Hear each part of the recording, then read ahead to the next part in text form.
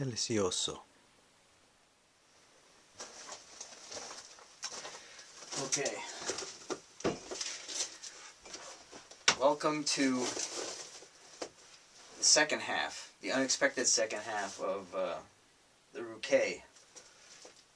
Bonnie Doon Vineyards, La Donna Canon, 2005. This is my mea culpa on the same day that Tiger Woods did his bit of business. I have to say, we had maybe half a bottle because we were unsure about this. And even though I've been drinking wine for years and trying to understand it in my own way, this was just another example of how there is always something new to learn, and how much patience has to do with the process and the product, both in the creation and in the consumption. Because that wine that seemed so disparate yesterday has resynthesized, and it's actually very interesting because I was watching Kahuna's Food and Wine today while I was waiting for the backup to finish at work, and he was having the Palestra Duro, which is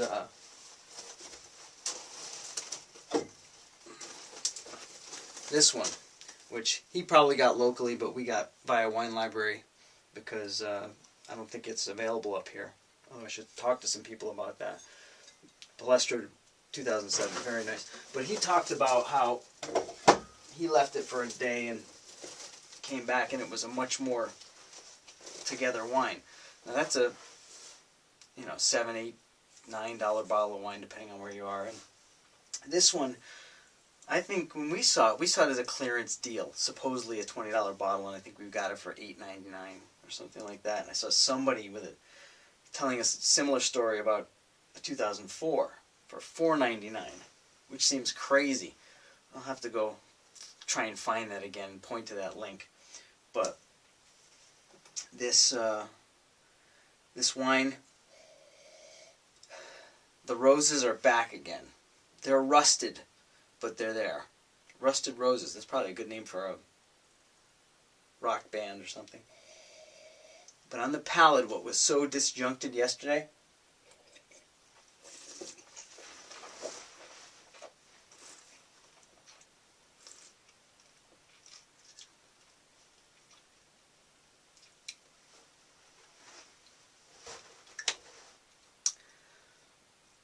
it's such a much more coherent front to back experience from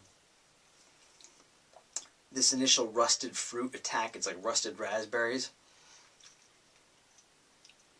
through a mid palate, and then tannins that just turn into like a cloud of dust, chalky dust, climbing up into the teeth, and that high alcohol content that was so apparent yesterday. If it's there, it really doesn't matter at all. I may feel it a little bit on the heat down here, but in the mouth, the back of the throat, it's completely gone.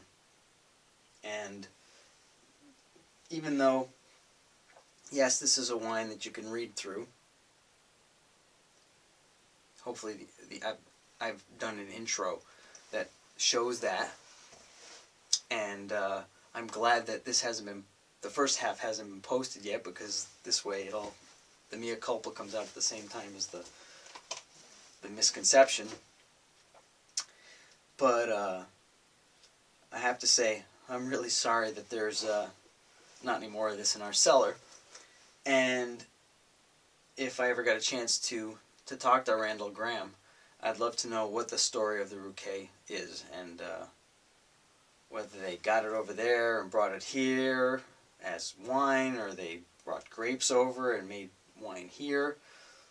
I've read a little bit, and I haven't been able to find anything, but for me, the end product is always a beautiful piece of art, but the process itself of how you come to this, there are so many ways. So much of the wine that we drink is what you call negociant wine, which is not is grown on the estate and pressed and made into wine and put into casks there, but it's either grapes brought in from someplace else or wine brought in from someplace else.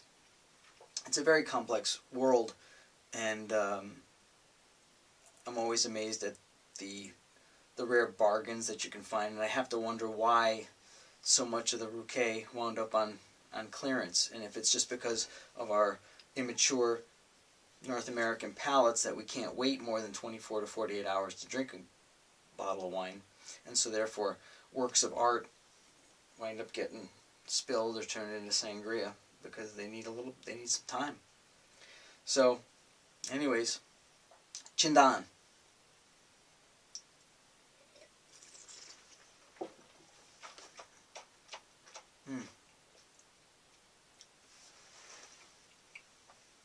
I probably got a quarter of a glass left. I'm going to go sit and read, and I'm going to really enjoy this. And then I have to wait because tomorrow we have some frozen must of Barbera from Asti, from Piemonte. My winemaking buddy Tony happened to be going on a trip to Connecticut, so I asked him to stop on his way through Hartford at the M&M Produce Company. You can be found at www.juicegrape.com.